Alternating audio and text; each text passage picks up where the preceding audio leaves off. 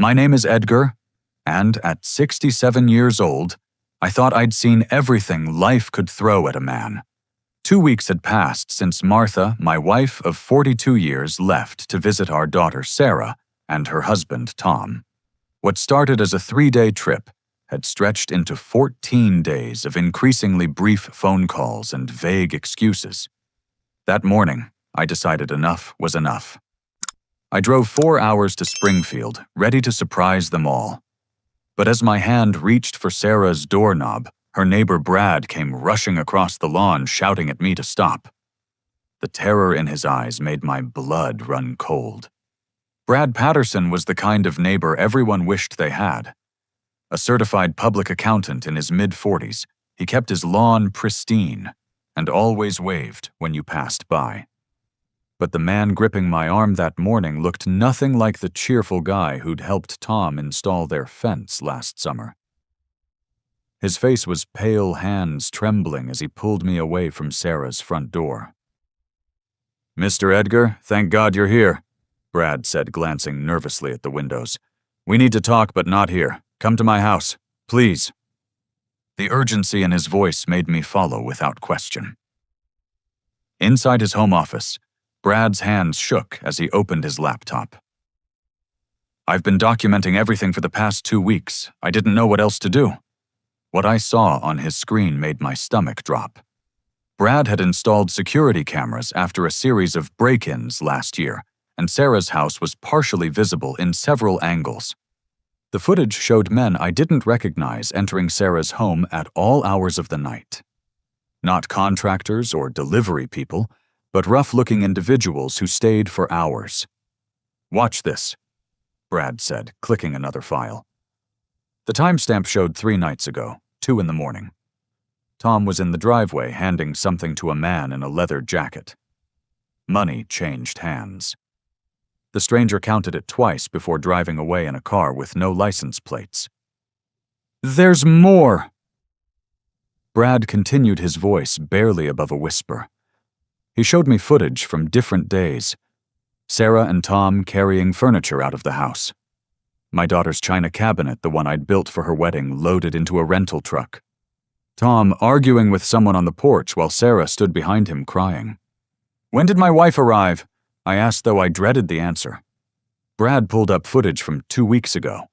There was Martha getting out of her car with her small suitcase, Sarah hugging her at the door. Everything looked normal. Then he showed me clips from the following days. Martha on the porch trying the door handle, finding it locked.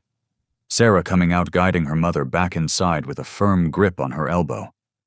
Martha at the window looking out with an expression I'd never seen on her face before. Fear. Last Tuesday. Brad said, switching to another file. "I couldn't stand it anymore. I saw Mrs. Martha trying to leave again. Sarah physically blocked her path. That's when I called Adult Protective Services." My hands clenched into fists. "What did they say?" "They came by the next day, but Sarah and Tom must have been prepared. Your wife answered the door, said everything was fine. The caseworker left after 20 minutes. Brad's expression darkened. "But Mr. Edgar, I know what I've been seeing isn't right." And then, 3 days ago. He pulled up the last video file. My heart stopped. The footage showed 2 men carrying someone to an unmarked white van. That someone was wrapped in a blanket, but I could see a strand of gray hair. Martha's hair. Sarah stood in the doorway, counting what was clearly a stack of bills. Tom was beside her, checking his phone repeatedly. "They put her in that van like she was cargo," Brad said, his voice cracking. "I tried to get the license plate, but it was covered. I've been sick about it ever since. I was about to call the police again when I saw you pulling up." I stood there processing what I'd just seen. My daughter, the little girl I'd taught to ride a bike, had done something to her own mother. The woman I'd loved for over 4 decades was gone, and I had no idea where.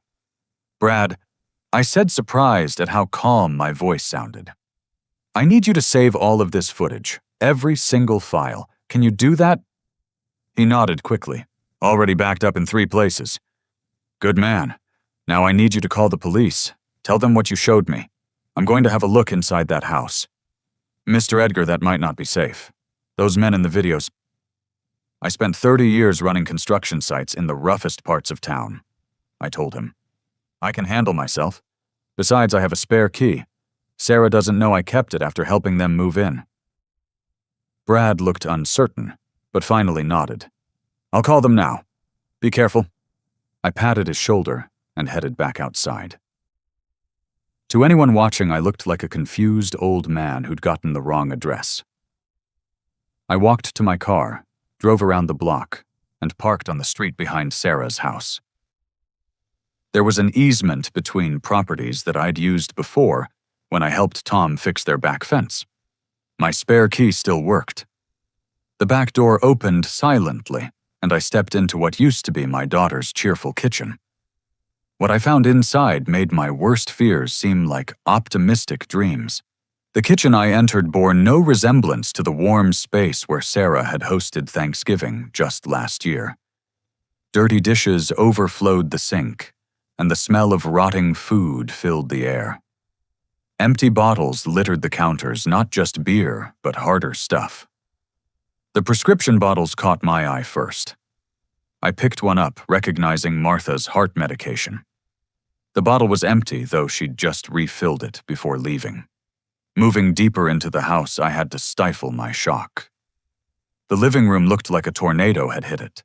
The hardwood floors I'd helped them install were scratched and stained. Where family photos once hung, only nail holes remained. The entertainment center was gone, along with the television and Sarah's collection of DVDs. Mattresses lay directly on the floor, in what used to be the guest room, surrounded by more empty bottles and worse. I didn't need my years of experience to recognize drug paraphernalia when I saw it. But it was Sarah's home office that revealed the true horror. Papers covered every surface, and I photographed them all with my phone. Foreclosure notices dating back 6 months. Final notices from credit card companies. Legal documents threatening action. And then I found the folder that made my hands shake with rage. Inside was a power of attorney document with Martha's signature. Except I knew my wife's handwriting better than my own, and this wasn't it.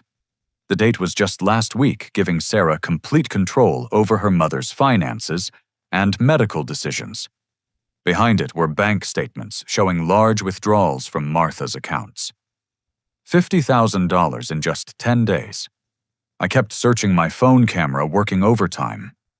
In Tom's desk drawer beneath a stack of overdue bills, I found something that made bile rise in my throat. A life insurance policy on Martha taken out just a month ago.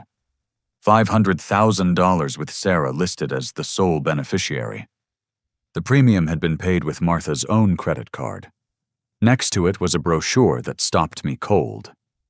Sunset Manor Assisted Living Facility. I knew the name. It had been in the news 2 years ago for patient neglect and suspicious deaths. The facility was 2 states away, in a place where nobody would think to look for Martha. Clipped to the brochure was a partially completed admission form. They'd listed Martha as having severe dementia, unable to care for herself, prone to violence. All lies. I found Martha's suitcase shoved in a closet, her clothes stuffed into garbage bags like trash. Her jewelry box, the one her mother had left her, was empty. Even her wedding ring was gone. In the bathroom, I discovered more empty medication bottles. They'd been giving her drugs she'd never been prescribed. I photographed the labels, recognizing some as powerful sedatives. A sound from outside made me freeze. A car door slammed. Voices approached the front door. I quickly made my way back through the house, slipping out the back door just as I heard the front door open. Sarah's voice drifted through the air, talking on the phone.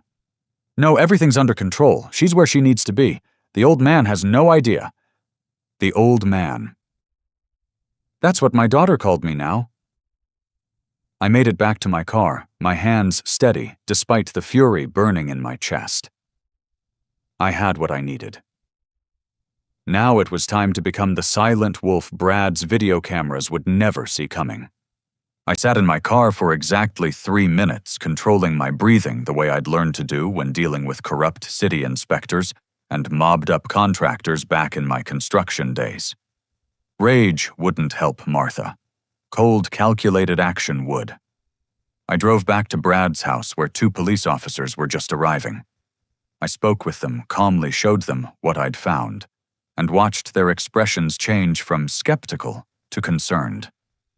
But without Martha present, and no immediate evidence of a crime in progress, their hands were tied. "We'll file a report," the younger officer said, "but you'll need more than this to prove wrongdoing." I thanked them and meant it. Paper trails were important. But I had other plans forming. As soon as they left, I called James Morrison, a lawyer who'd handled my construction company's affairs for 20 years and had become a close friend. Within an hour, I was in his office laying out everything I'd discovered. "Edgar, this is serious," James said, studying the photos on my phone. "The forged power of attorney alone is a felony, but we need to find Martha first." "I'm already on that," I told him. "But I need you to start protecting our assets. If Sarah has a power of attorney, even a forged one, she could clean us out before we can stop her." While James began the legal paperwork, I made my second call. Carl Brennan had been one of my foremen before the FBI recruited him. 25 years later, he ran a private investigation firm specializing in financial crimes. He answered on the second ring. "Edgar, been too long, boss. What's the emergency?" I gave him the short version. There was silence on the other end, then a low whistle. "Your own daughter, Jesus. What do you need?" "Everything. Where they've taken Martha, what Tom's into, how deep this goes. Money's no object, Carl. I'll have a team on it within the hour. We'll find her, Edgar. You have my word." My third call was to Sarah. I forced warmth into my voice that I didn't feel. "Sweetheart, I'm getting worried about your mother. She hasn't been answering her phone." Sarah's response was smooth, practiced. "Oh, Dad, I was just about to call you. Mom's been feeling under the weather. Nothing serious, just a bad cold. She's been sleeping a lot." "That's not like her. Maybe I should drive up, check on her myself." "No need for that." The panic in her voice was subtle, but there. "Actually, Tom and I were thinking of bringing her home in a few days. The rest has done her good, but she misses you." "That's wonderful news. How about I come up next week? We could all have dinner together." "That would be perfect, Dad. Mom will be so happy to see you." We chatted for another minute about nothing important. When I hung up, I had to unclench my jaw. The little girl who used to fall asleep in my arms was lying to me with every breath. But she'd also given me something valuable. Time. They thought they had a week to clean up their mess. Carl called back within 3 hours. "Edgar, you sitting down, Tom's in deep with some seriously bad people. Owes about 200 grand to drug dealers. Been stealing from his employer to cover it. And get this, Sarah's got a gambling problem. Online poker, sports betting, the works. She's burned through their savings, the kids' college funds, everything." "How long has this been going on?" "Best we can tell, about 18 months. They've been keeping up appearances, but they're drowning. Now here's the interesting part. That van in the neighbor's video, we tracked it through traffic cameras. It went to Sunset Manor, that hellhole in Arkansas." My grip on the phone tightened. "Is she there?" "We're confirming now. I've got a contact checking admissions. Edgar, there's more. Tom's employer noticed the missing money last week. They haven't pressed charges yet, but it's coming." Everything was starting to make sense. Desperate people do desperate things, and Sarah and Tom were as desperate as they come. But using Martha as their piggy bank, and then discarding her like garbage, that was a line that couldn't be uncrossed. Carl, I need everything documented. Every debt, every theft, every forged signature. And find out everything about this Sunset Manor place. Who owns it, who runs it, their history, everything. Already on it. Edgar, we're going to nail these bastards to the wall." After we hung up, I sat in my home office surrounded by photos of family vacations and holiday gatherings. Sarah's wedding picture stood on my desk, her smile radiant as I walked her down the aisle. I'd thought I was handing her over to a good man. I'd thought I'd raised her right. The next few days passed in a blur of activity that nobody saw coming. James quietly transferred our major assets into protective trusts. I moved money into accounts Sarah couldn't touch even with forged documents. Every piece of mail was redirected to a post office box. I even had Martha's doctor create a medical file documenting her perfect cognitive health from her last checkup just a month ago. But my masterstroke was the security system. During my visit to Sarah's house, I'd done more than take pictures. The tiny cameras I'd planted were smaller than buttons designed for industrial espionage, but perfectly legal when placed by a property owner's father with legitimate concerns. Sarah didn't know that my name was still on their deed as a co-signer from when I'd helped with the down payment. The cameras activated that night, and what they captured made the security footage from Brad's house look tame. Tom met with men who looked like they'd stepped out of a crime movie. Money and packages changed hands. Sarah sat at her computer, and I watched her forge check after check, practicing Martha's signature over and over. They talked freely, believing they were safe in their own home. Once the old bat's in the home, we wait maybe 6 months, Tom said, counting pills into a bottle. Then she has a fall, maybe complications from her dementia. Nobody questions it when old people with memory problems have accidents. Sarah laughed. The sound made my skin crawl. And with the insurance money, we're free and clear. Debt gone, fresh start. Maybe even keep the house. Your old man might cause problems, Tom warned. Please, Dad's pushing 70. He'll believe whatever I tell him. Besides, once Mom's diagnosed with dementia, he won't have any say. The power of attorney makes sure of that. I saved every second of footage backed up to multiple secure servers. The silent wolf was building his case, and soon my daughter would learn that underestimating the old man was the worst mistake she'd ever make. The next morning brought confirmation from Carl's team. Martha was indeed at Sunset Manor, registered under her maiden name to make her harder to find. The facility had accepted a large cash donation to expedite her admission without proper medical evaluation.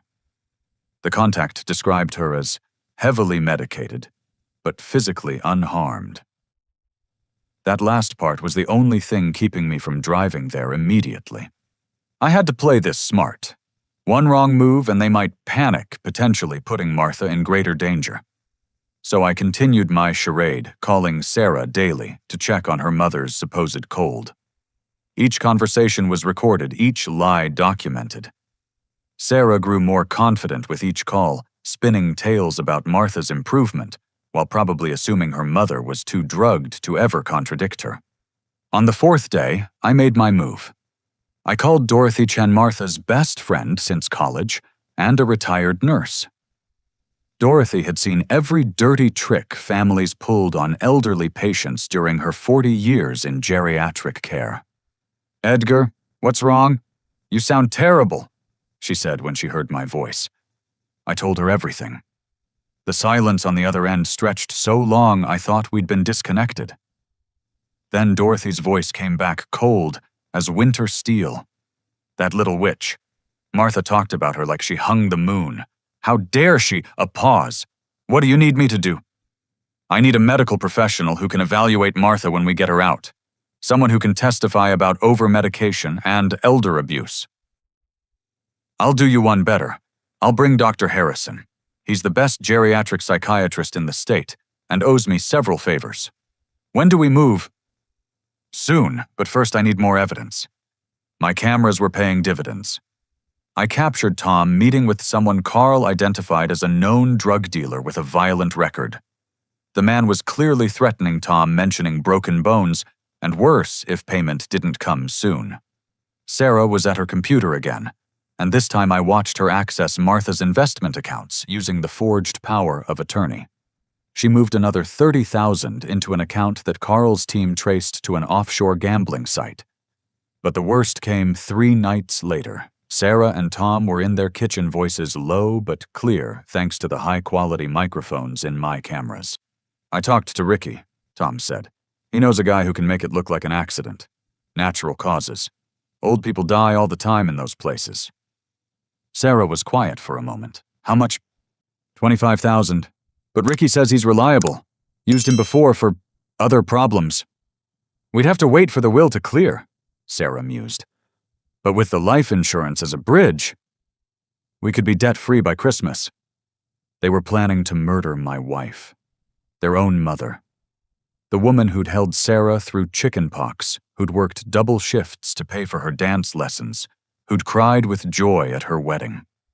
They were discussing her death like a business transaction. I saved the recording and immediately called Carl. Within hours, he had the information to the FBI contact he'd maintained from his government days. Conspiracy to commit murder for hire was federal, and the Bureau took it very seriously.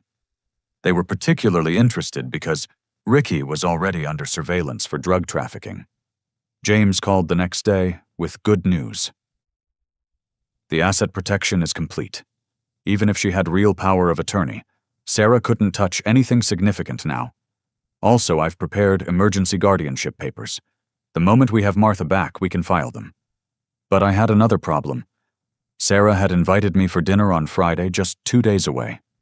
She was expecting the naive old man who believed her lies. I had to give her exactly that while knowing she was planning my wife's murder.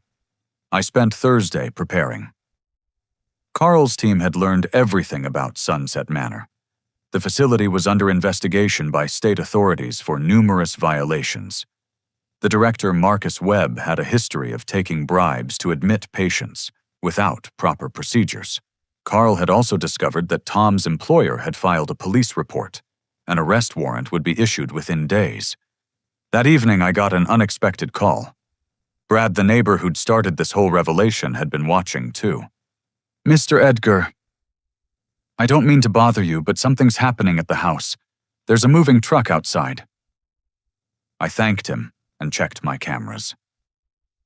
Sure enough, Sarah and Tom were loading boxes into a U-Haul. They were preparing to run. My timeline had just accelerated. I called Carl, James, and Dorothy. Then I made one more call to Special Agent Jennifer Martinez, the FBI agent Carl had connected me with. Mr. Thompson, based on what we've seen and heard, we are very interested in your son-in-law's associates. The murder for hire discussion is particularly concerning. We'd like to coordinate with you. What do you need from me? Keep your dinner appointment tomorrow. Act normal. We'll have agents nearby. If they're planning to run, we need to know where and when. Can you do that? I thought of Martha alone and drugged in that horrible facility. Agent Martinez, I spent 30 years dealing with corrupt city officials and mob-connected unions. I can handle dinner with my daughter. Friday arrived gray and drizzling, matching my mood. I drove to Sarah's house with a cake from Martha's favorite bakery and a smile that felt carved from stone. The house looked different in daylight. The lawn was unkempt newspapers piled on the porch. These weren't people planning a future here. Sarah answered the door, and for a moment I saw my little girl again. Then she smiled, and all I could see was the woman who'd sold her mother for gambling money. Dad, you're early. Come in, come in. Tom's just finishing up dinner. The house was cleaner than when I'd broken in, but I could see the signs of their hasty packing. Indentations in the carpet where furniture had been lighter patches on the walls, where pictures had hung. They'd staged it like a show house, hoping I wouldn't notice what was missing. Where's your mother? I asked, playing my part. Still under the weather. Sarah's face was a masterpiece of fake concern. Actually, Dad, that's something we need to discuss. Mom's been struggling lately. More than just a cold. Here it comes, I thought. The groundwork for their lies. I sat at the dinner table noting the cheap folding chairs replacing the dining set I'd helped them pick out. Tom emerged from the kitchen with plates of food that smelled like desperation and microwaved meals. Edgar, good to see you, he said, not meeting my eyes. Up close, I could see the stress wearing on him. Dark circles, trembling hands, the constant checking of his phone. A man waiting for the hammer to fall. We ate in relative silence, making small talk about the weather and the neighbors. I mentioned Brad's helpfulness watching them both stiffen. Finally, Sarah put down her fork and launched into her prepared speech. "Dad, we need to talk about Mom. She's been having episodes. Confusion anger, not recognizing us. We didn't want to worry you, but it's been getting worse." I let my face show concern, confusion. "What are you talking about? She was fine last month at her checkup. And these things can come on suddenly," Tom added clearly, reciting from a script. "The doctor said it's not uncommon at her age." "What doctor?" I asked. "Dr. Morrison has been her physician for 20 years. He would have called me." Sarah reached across the table, touching my hand. Her fingers were cold. "We took her to a specialist. Dad, she's in a facility now, just temporarily until she's stabilized." I pulled my hand back, letting shock show on my face. "You put your mother in a home without telling me. Where is she?" "It's a nice place," Sarah said quickly. "Sunset Manor. They specialize in memory care. She's getting the best treatment." "I want to see her, now." "Dad, it's a 2-day drive, and visiting might confuse her more. The doctor said." I stood up the chair, scraping against the floor. "I don't give a damn what the doctor said. That's my wife. You had no right." Tom's phone buzzed. He looked at it and paled. A text from someone probably warning him about something. Maybe the arrest warrant had been issued. He showed it to Sarah, whose face went white. "Dad, please sit down." Sarah said, her voice different now, harder. "Mom gave me power of attorney. She wanted me to make these decisions if she couldn't. It's all legal and proper." "Legal? Your mother would never—" "She did," Sarah interrupted. "I have the papers right here." She pulled out the forged documents, sliding them across the table. I made a show of examining them, letting my hands shake. This doesn't look like her signature." "She was having a good day," Sarah said smoothly. "Look, Dad, I know this is hard, but Mom needs professional care now. Care we can't give her. The house isn't safe for someone with her condition." "What happened to all your furniture?" I asked suddenly. "And your mother's china cabinet?" They exchanged glances. "We're redecorating," Tom said, "making the place safer. No sharp corners, less clutter." Every lie dug their hole deeper. I sat back down, shoulders slumped in defeat. I can't believe this is happening." Sarah came around the table, hugging me from behind. "It's going to be okay, Dad. We're handling everything. Mom's getting the help she needs, and when she's better, we'll bring her home." Over her shoulder, I could see Tom frantically texting someone. Through the window, I noticed a car parked across the street that hadn't been there when I arrived. Agent Martinez's team was in position. "I should go," I said, standing slowly. "This is a lot to process." "Of course," Sarah said, relief evident in her voice. "Take some time. We'll handle everything with Mom. Maybe in a few weeks when she's adjusted, we can all visit together." I nodded, playing the broken old man perfectly. "You'll call me, let me know how she's doing." "Every day," Sarah lied. "I promise." I hugged my daughter goodbye, smelling the expensive perfume she'd bought with her mother's money. Tom shook my hand, his palm sweaty with fear. They watched from the doorway as I drove away, probably already making plans to disappear with whatever they could steal. 3 blocks away, I pulled over and called Agent Martinez. "They're getting ready to run. Tom got a text that spooked them, and they've definitely made contact about the hit on Martha. We saw him on his phone. Our tech team is working on it. Are you okay?" "I'm fine, but we need to move fast. They're escalating." "Understood. We'll maintain surveillance. Your wife's birthday is next week, right? The party they mentioned in the recordings." "Yes, next Saturday." "That's our target. We'll be ready." I drove home to my empty house, walking through rooms that still smelled faintly of Martha's perfume. Her reading glasses sat on the kitchen counter where she'd left them. Her coffee cup in the sink, unwashed, because I couldn't bear to erase that last normal morning. But I wasn't alone. James called to confirm the guardianship papers were ready. Dorothy reported that she'd assembled a team of medical professionals willing to testify. Carl's investigators had uncovered even more dirt on Sunset Manor and its corrupt director. The FBI was building their case against Tom's drug connections.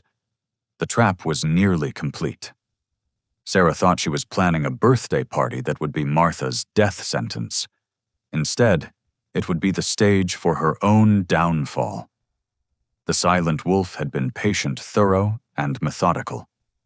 Now it was almost time to show my teeth. Monday morning brought a call from Carl that changed everything. Edgar, we've got a problem and an opportunity. Tom's arrest warrant went active this morning.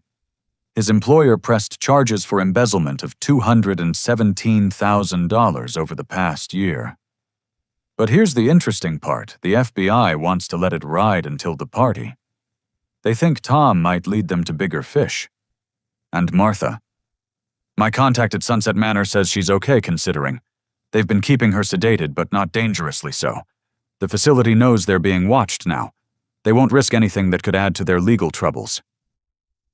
I want her out of there, Carl. I know, but if we move too soon, Sarah and Tom will scatter. The murder-for-hire evidence is solid, but we need them to take concrete steps. Agent Martinez says if they actually contact the hitman again or transfer money, it's a slam-dunk federal case. I agreed to wait, though every instinct screamed to drive to Arkansas and bring Martha home immediately. Instead, I focused on the party preparations. Sarah had called Sunday night suddenly enthusiastic about celebrating her mother's 65th birthday. I was thinking we could have it here, she'd said. Invite some of Mom's friends. Show her how much we all love her. The irony was sickening. Use a birthday party as cover for institutionalizing her mother permanently, possibly worse. But I played along, even offering to help with arrangements. That's wonderful, sweetheart. Your mother always loved Dorothy's potato salad. Should I ask her to bring some? Dorothy, oh yes, Mom's nurse friend, that would be perfect. By Tuesday, the guest list was set. Sarah had invited several of Martha's friends, probably thinking their presence would make everything seem normal, when she claimed her mother needed immediate medical attention. She didn't know that Dorothy had quietly reached out to each of them explaining the real situation. Every single person agreed to attend and play their part. Wednesday brought another revelation. My cameras captured Tom meeting with Ricky, again, this time in Sarah's kitchen while she was out. My guy needs half up front, Ricky said, sliding a piece of paper across the table. 25 total, like we discussed. He'll make it look like she wandered off, got confused. Happens all the time with dementia patients. We're good for it, Tom assured him. Sarah's moving more money tomorrow. After the party, we'll drive the old lady back to the facility ourselves. Your guy can handle it there. He'll need a 2-day window. Less suspicious if it happens a few days after family visits. They shook hands, sealing my wife's death warrant, or so they thought. I forwarded the recording to Agent Martinez immediately. Her response was swift. This is what we needed. We'll have undercover agents at the party. The moment money changes hands or they take concrete steps, we move. Thursday was spent in final preparations. James filed preliminary paperwork challenging the power of attorney, though we wouldn't activate it until after the party. Dorothy assembled her medical team, including Dr. Harrison, who'd agreed to attend as a guest. His presence would be crucial if Sarah tried to claim Martha was incompetent. I even visited the bakery, ordering Martha's favorite cake lemon with cream cheese frosting. The baker who'd made our anniversary cakes for 20 years grew teary when I explained Martha couldn't pick it up herself this year. You tell her we're thinking of her, she said, boxing up the cake with extra care. Friday morning, Sarah called with a request that nearly made me lose my composure. Dad, I've been thinking.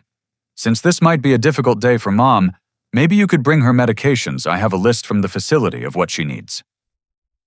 She rattled off several drugs, none of which Martha had ever taken. Antipsychotics, heavy sedatives, medications for Alzheimer's that would be dangerous for someone without the condition. I'll see what I can do, I managed, though her regular pharmacy might ask questions. Oh, I already called in the prescriptions to a pharmacy near you. They're ready for pickup. I used the power of attorney to authorize them. After we hung up, I did pick up the medications, paying cash and keeping the receipt. More evidence of their plan to drug Martha into compliance. I also had Dorothy review the list. This combination would make her seem completely non-functional, she confirmed. Confused, unable to speak clearly, possibly even violent if she tried to resist. No legitimate doctor would prescribe all of these together. That evening, I sat in my home office making final notes. The birthday party was less than 18 hours away. FBI agents were already in position near Sarah's house. Carl had people watching Sunset Manor in case they tried to move Martha early. Dorothy and her medical colleagues were prepared. The trap was set. I pulled out our wedding album, looking at pictures of young Edgar and Martha so full of hope and dreams. We'd built a good life together, raised a daughter we'd been proud of, saved carefully for a comfortable retirement. Now I was 77, preparing to send that daughter to prison. The phone rang, breaking my reverie. It was Brad, the neighbor whose vigilance had started everything. "Mr. Edgar, I wanted you to know I'll be recording everything tomorrow from my security system. Multiple angles, high definition. Whatever happens, we'll have a record." "Brad, I can't thank you enough for everything you've done." "No thanks needed. Martha brought us cookies when we first moved in, watched our kids when my wife was sick. Good neighbors look out for each other." After we hung up, I made one last call to Agent Martinez to confirm the plan. "My team will be positioned as catering staff and guests," she explained. "We've identified the man they're calling about the hit. He's actually one of ours, deep undercover in Ricky's organization. If they hand him money tomorrow, it's over." "And Martha?" "State police in Arkansas are standing by. The moment we move on, Sarah and Tom, they'll secure your wife and arrest the facility director. We'll have her on a medical flight home within hours." Everything was in place. Tomorrow, Sarah expected to play the concerned daughter drug her mother into submission and set up her murder while collecting sympathy from family friends. Instead, she'd face the consequences of betraying the two people who'd loved her most. I looked at the birthday cake in my refrigerator, its cheerful yellow frosting hiding the bitter truth of what tomorrow would bring. But sometimes love meant protecting someone from those who would harm them, even when those people were family. Especially then, the silent wolf was ready to strike. Saturday arrived with clear skies and a gentle breeze, nature mocking the storm about to break. I loaded Martha's cake carefully into my car, along with the bag of medication Sarah had requested. Each pill bottle was another piece of evidence, another nail in her coffin. I arrived at Sarah's house at exactly 2 o'clock as planned. Cars already lined the street, including a catering van that I knew contained FBI agents. Dorothy's sedan was parked across from Brad's house, where his cameras would capture everything. The stage was set. Sarah greeted me at the door, wearing a dress I recognized as one of Martha's favorites. The casual cruelty of it made my jaw clench, but I smiled warmly. "And Dad, you're right on time. Did you bring the medications?" I held up the bag. "Though I still don't understand why she needs all of these." "Trust me," she said, taking the bag. "It's what's best for Mom. Come on, everyone's in the backyard."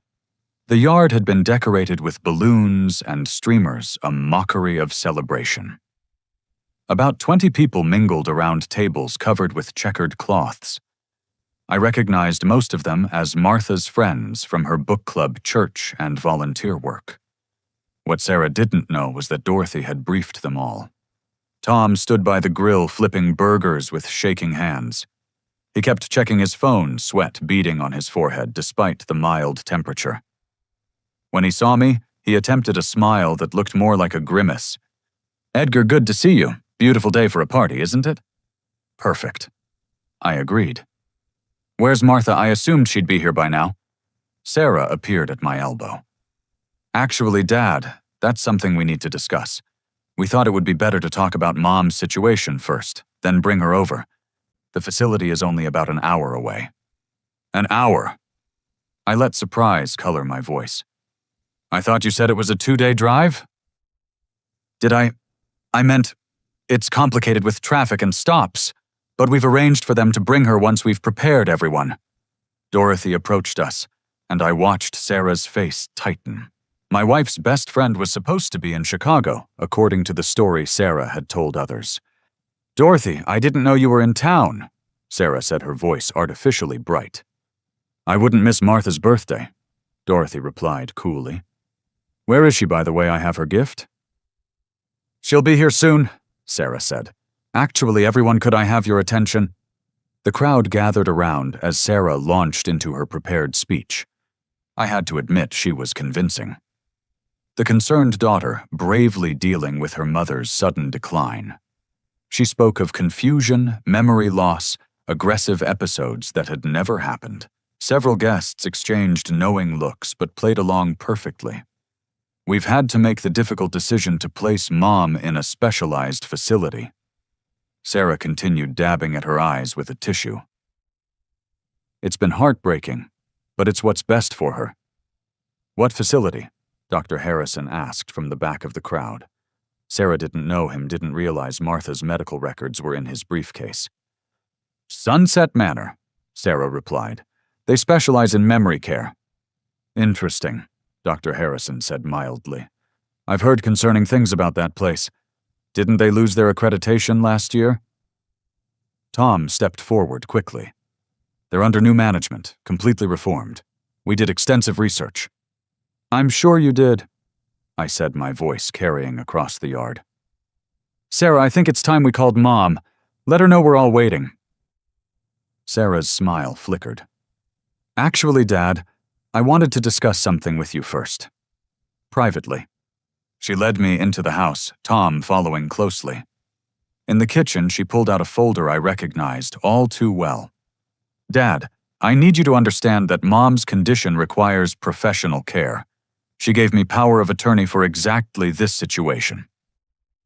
She placed the forged documents on the counter. I know this is hard, but you have to trust me. Trust you? I let my voice break slightly. You put my wife in a home without telling me. You sold her furniture, emptied her jewelry box. How did you... Tom started, then caught himself. I have eyes, Tom. Half the house is empty. Where's Martha's china cabinet? The one I built for Sarah's wedding. They exchanged panicked glances. Sarah recovered first. We sold some things to pay for Mom's care. Sunset Manor isn't cheap. Funny, I said, pulling out my phone. Because I have Martha's bank statements right here. Seems like you've been paying for a lot more than medical care. $50,000 to an offshore account. That's some expensive medicine. The color drained from Sarah's face. You've been spying on us. No, sweetheart. I've been protecting my wife from the people who are supposed to love her. Tom's phone buzzed insistently. He looked at it and went white. Sarah, we have a problem. But I wasn't done. I'd held this rage inside for 2 weeks, and now it demanded release. Tell me, when exactly were you planning to have her killed, before or after you collected the life insurance? Sarah staggered back. What are you talking about? I'm talking about the conversation you had 3 nights ago, about Ricky's friend who could make it look like an accident. $25,000, wasn't it?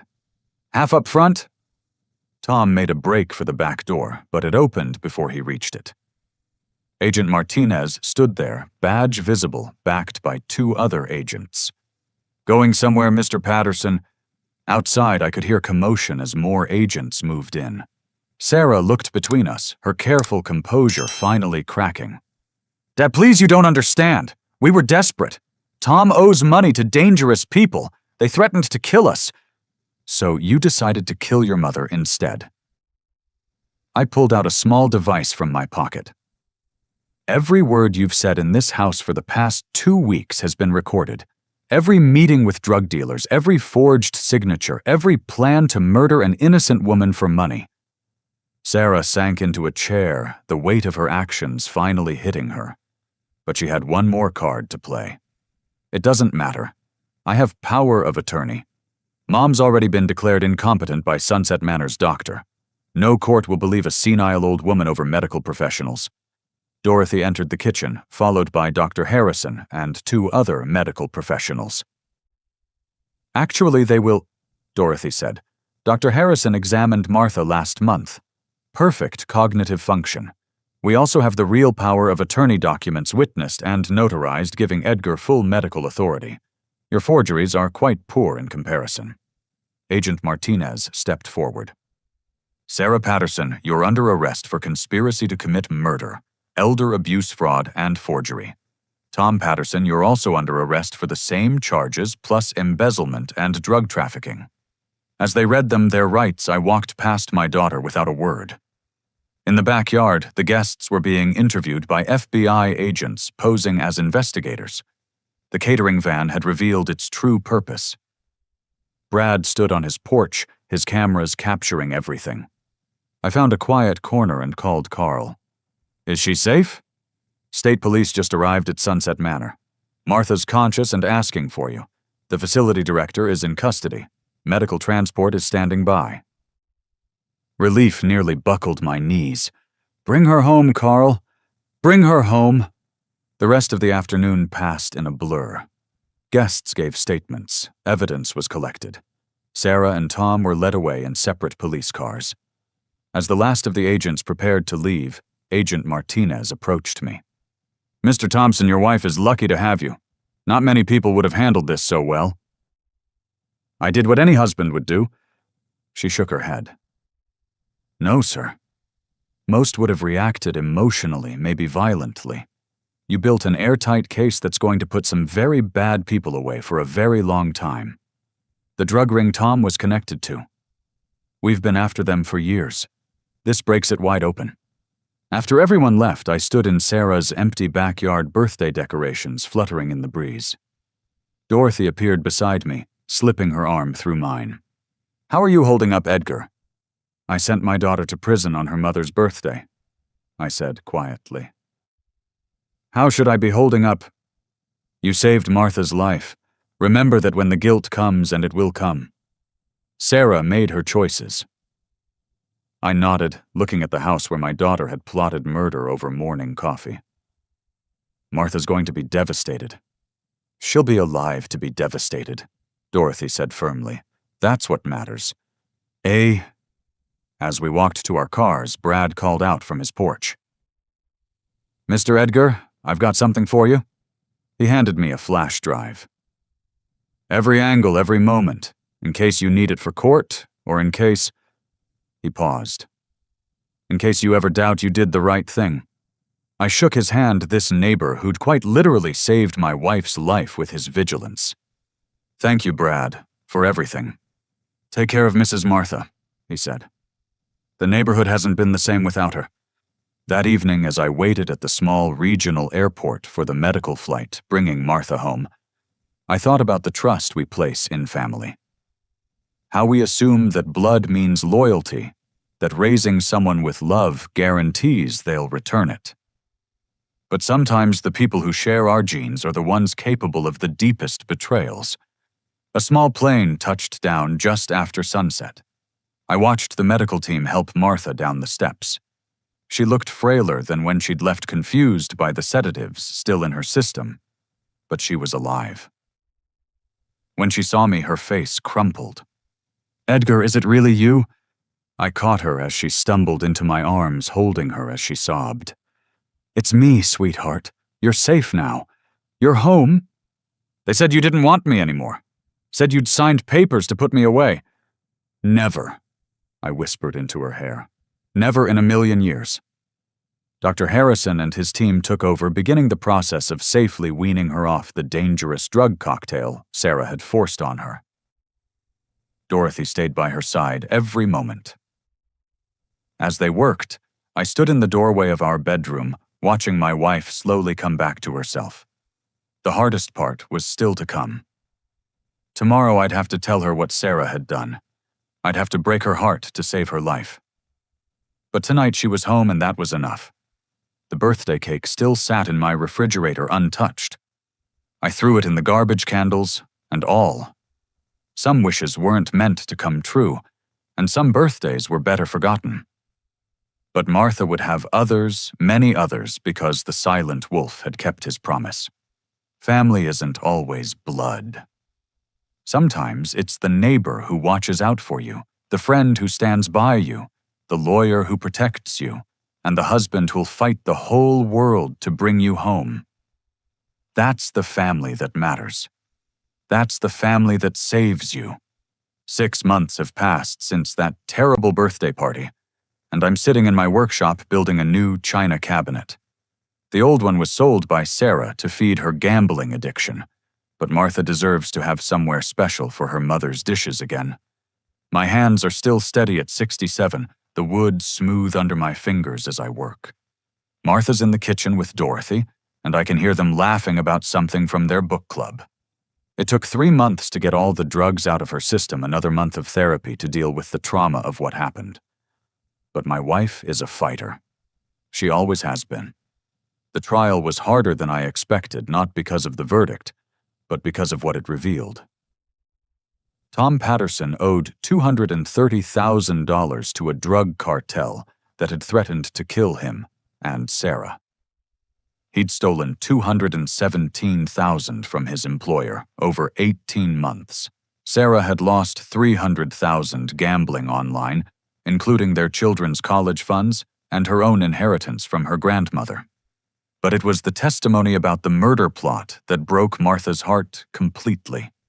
Listening to FBI agents describe how our daughter had negotiated her mother's death like she was buying a used car nearly sent Martha back to the hospital. When they played the recordings, I'd made Sarah's voice calmly discussing how to make it look like an accident Martha had to leave the courtroom. Sarah got 15 years for attempted murder, elder abuse fraud, and conspiracy. Tom got 20 for the same charges, plus embezzlement and drug trafficking. The judge called it one of the worst cases of familial betrayal he'd seen in 30 years on the bench. Ricky and his associates got even longer sentences their drug ring finally dismantled. Marcus Webb, the director of Sunset Manor, received 10 years for accepting bribes and endangering patients. The facility was shut down, its patients transferred to legitimate care homes. During the investigation, they found 4 other elderly people who'd been admitted under suspicious circumstances. Their families are suing the estate for millions. But justice isn't just about punishment.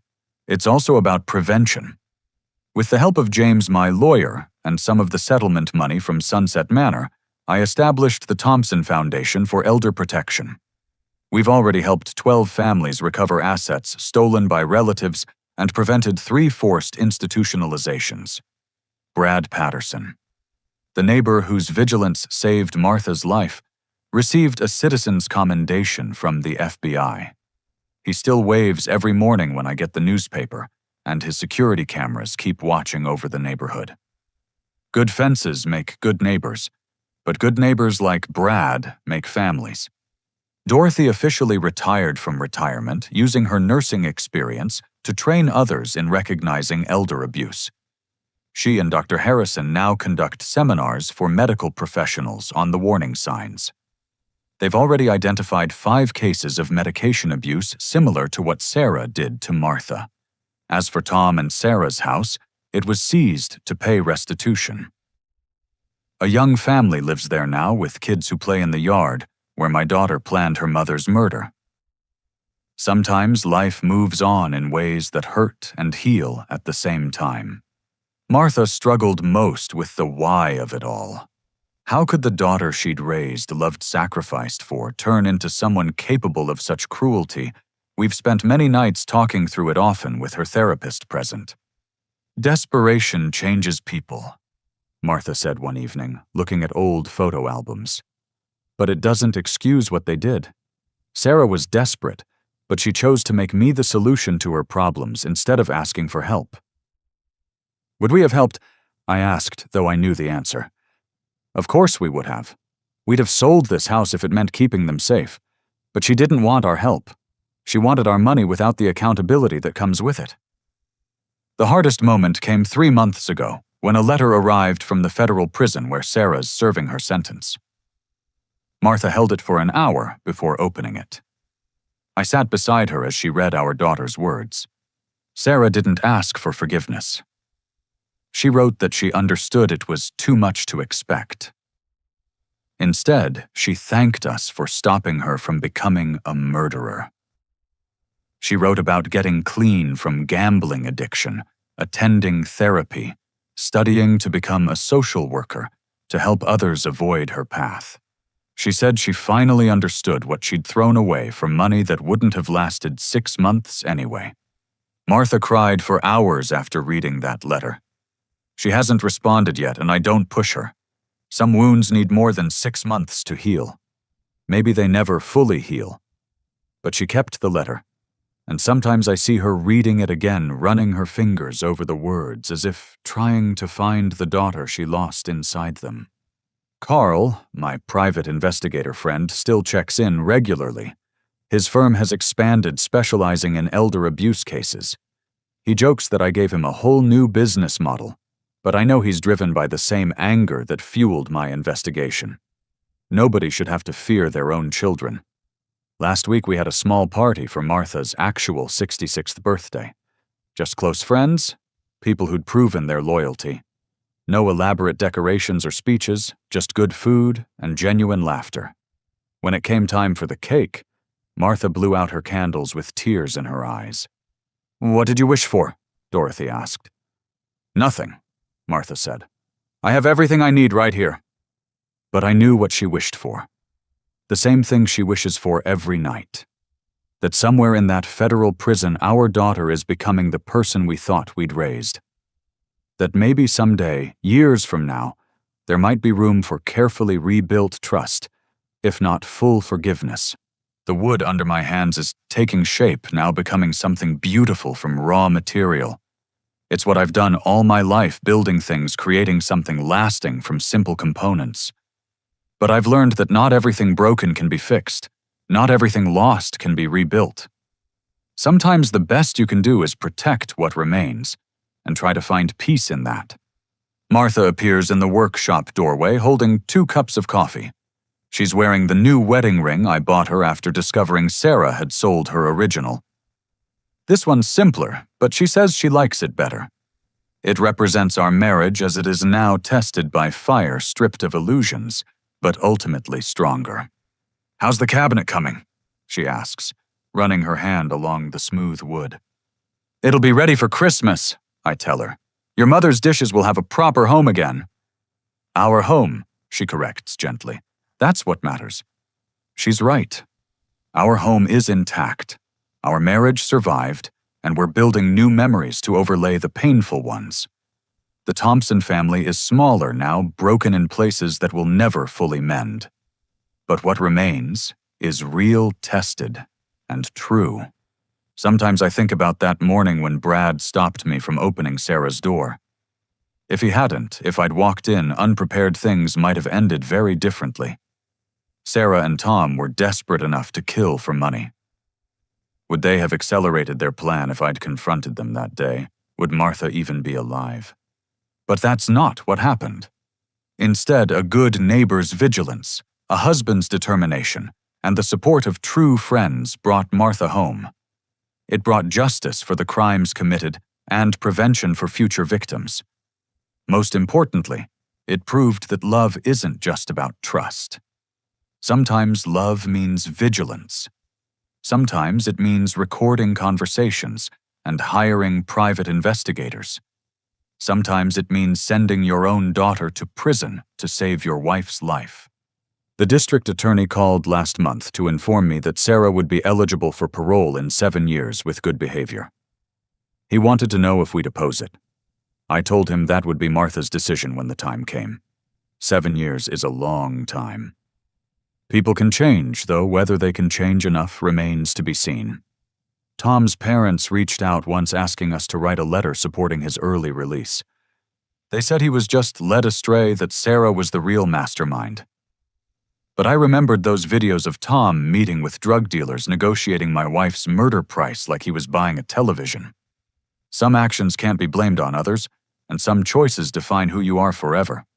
As I put the finishing touches on the cabinet for today, I think about the lessons learned from this ordeal. Trust but verify. Love but protect. Hope but prepare. And always, always pay attention to the quiet warnings from those who care enough to speak up. To those of you watching who might be facing similar situations, know this: you're not alone.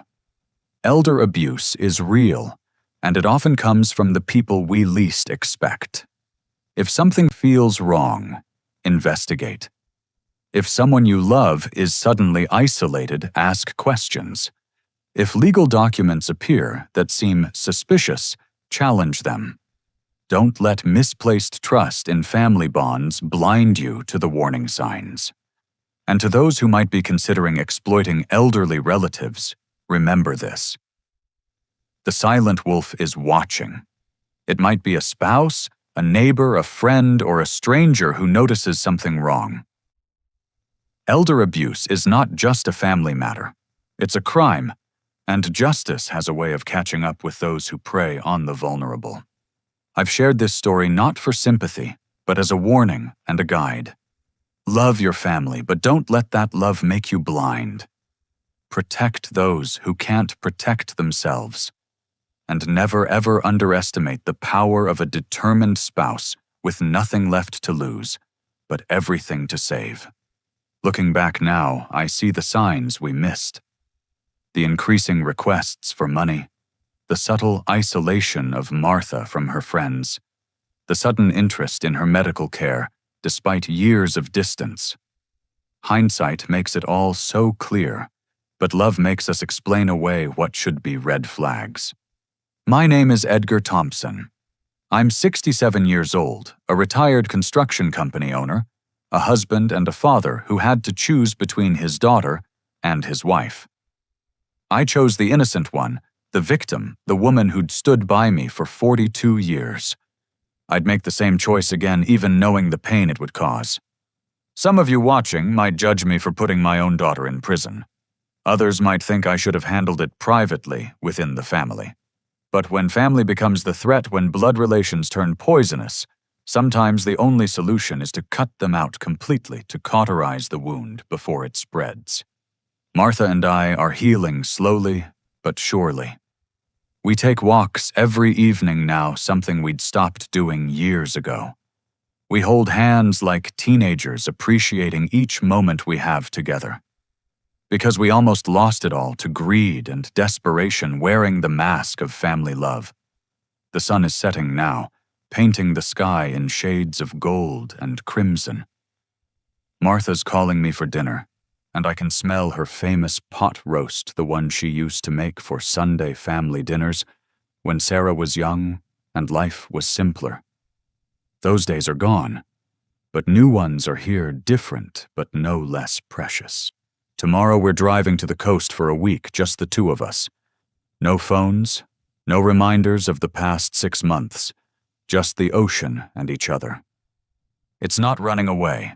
It's running towards something, the future we almost lost, the years we've earned through trial and pain. Before I go, I want to leave you with this thought. Family isn't just about DNA or shared history.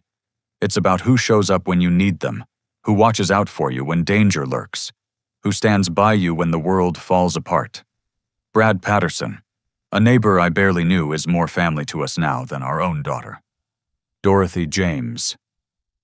Carl, even Agent Martinez. These people who helped save Martha are our chosen family, bonded not by blood, but by actions. If you're dealing with elder abuse in your family, please reach out for help.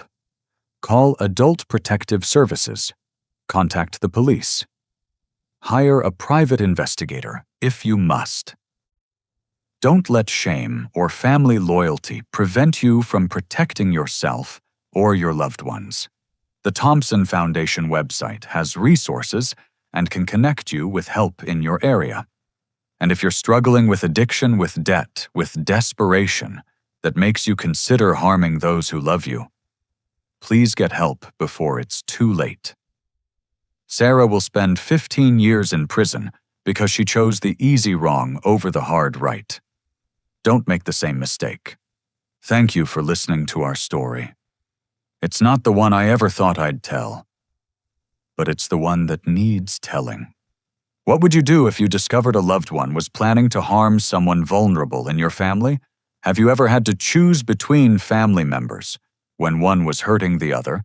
I'd love to hear your thoughts and experiences in the comments below. If this story resonated with you or might help someone you know, please consider liking and sharing it. And don't forget to subscribe for more real-life stories about families' justice and the strength to do what's right, even when it breaks your heart. Take care of each other. Watch out for your neighbors.